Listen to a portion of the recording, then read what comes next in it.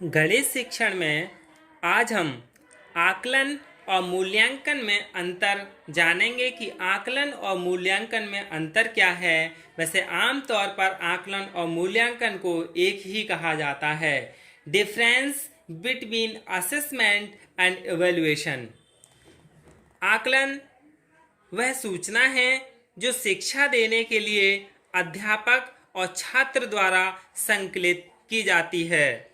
यानी assessment is information that is compiled by a teacher and student to teach.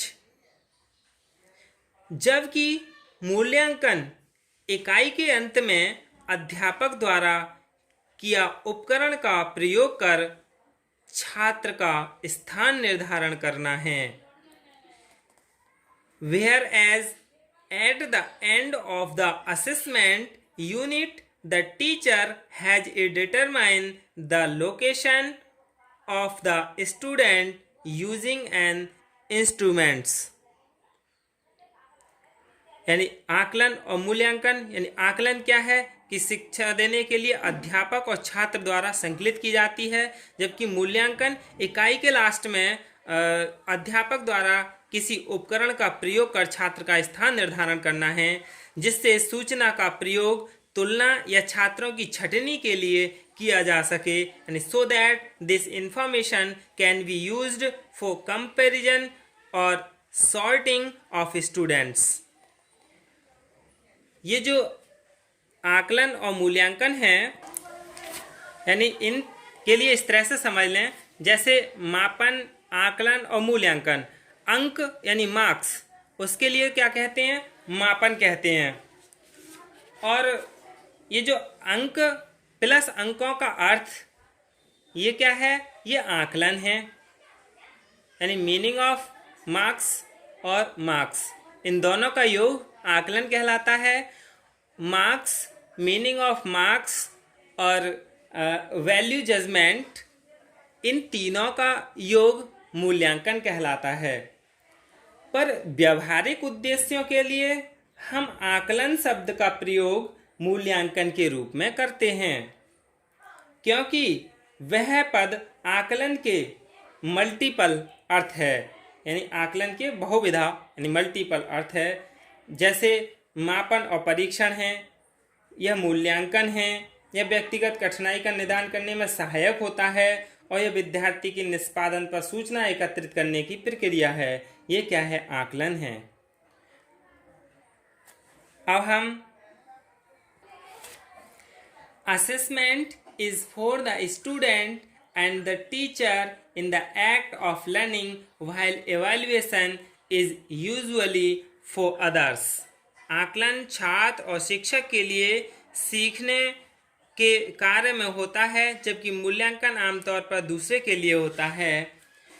यदि गणित के अध्यापकों को अपने प्रयास कक्षा के आकलन पर केंद्रित करने थे, तो वह संरचनात्मक प्रकृति है और इसमें विद्यार्थी का शैक्षिक लाभ प्रभावकारी होता है। इन प्रयासों में कक्षा में प्रश्न और चर्चा के माध्यम से विभिन्न आकलन कार्यों का प्रयोग कर प्रदत्तों का संकलन यानी डाटा का कलेक्शन सम्मिलित होता है और विद्यार्थी क्या जानते और समझते हैं पर ध्यान दिया जाता है। आकलन जो असेसमेंट है वो बहुत अधिक इम्पोर्टेंट है, यानी महत्वपूर्ण है, क्योंकि ये शिक्षा का अभिन्न अंग है। दुर्भाग्यवश मूल्यांकन की मांगों के कारण इसमें बाधा पड़ती या रुकावट आती है। मूल्यांकन की सबसे बड़ी मांग ग्रेडिंग या रिपोर्ट कार्ड है। वास्तव में इसके साथ समस्या नहीं होनी चाहिए थी, सिवाय इसके कि परंपरागत रूप में मूल्यांकन का निर्धारण केवल छात्र के आंकिक औसत की गणना से होता है, जो कागज और पेंसिल पर उसके आकलन से किया जाता है, जिसे परीक्षण कहते हैं। इसके बारे में बेंडी, वाले और लेविन ने भी कहा है, the math of grading by statistical number crunching is so firmly ingrained in schooling at all levels that you may find it hard to abandon what it is unfair to students, to parents, and as the teacher to ignore all of the information you get almost daily from a problem based approach in favor of a handful of numbers based on tests that usually focus on low level skills. यानी आकलन सर्वाधिक अनुभवी अध्यापक यह कहेंगे कि वे अपने छात्रों को वे क्या जानते हैं, विभिन्न परिस्थितियों में कैसा निष्पादन करते हैं और उसके विभिन्न स्तरों पर कौशल की क्या उपलब्धि है कि परिप्रेक्ष्य में भली प्रकार जानते हैं। दुर्भाग्यवश जब ग्रेड प्रदान करने का समय आता है तब वे अपने इस धनी खजाने को उपेक्षित कर देते हैं और परीक्षण के अंकों तथा कठोर औसतांकों पर विश्वास करते हैं जो संपूर्ण कहानी का एक लघु भाग है, यानी छोटा भाग है। इस समस्या का कारण यह है कि विद्यार्थी यह सीख जाते हैं कि क्या मूल्यांकन है और उन्हीं वस्तुओं के लिए प्रयत्न करते हैं। यदि यूनिट के अंत में परीक्षण यानी टेस्ट आपका ग्रेड निर्धारित करते हैं तो अनुमान लगाइए कि बच्चे क्या अच्छा करना चाहेंगे, या यूनिट के अंत में परीक्षण में आप तमाम अच्छी और महान क्रियाएं कर सकते हैं, पर यदि परीक्षण के परिणाम को ही हर कोई मूल्यवान मानता है, अध्यापक भी, विद्यार्थी और अभिभावक ये तीनों ही इन मूल्यांकन के लिए मानता है।